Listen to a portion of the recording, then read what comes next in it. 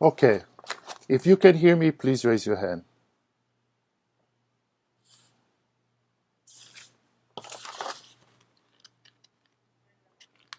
If you can hear me, please raise your hand.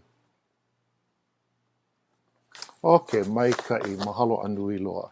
So today, I wanted to talk and reflect a little bit more to all of you about Aihea ka hohonu o ka mele. Where is the depth of the mele?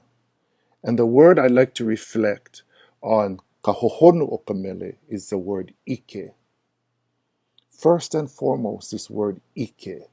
ʻIKE is such a powerful word. ʻIKE, knowledge. ʻIKE, wisdom. ʻIKE, the knowing and the understanding. Aya ʻIKE kumu, it's there in the source. The hohonu is there in the source. In the teacher, the kumu. In the God, the kumu.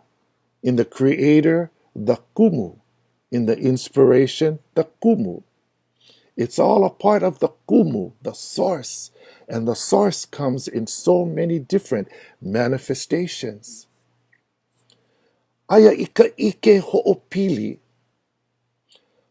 How we adhere to following that teaching, that wisdom, that skill, and that knowledge.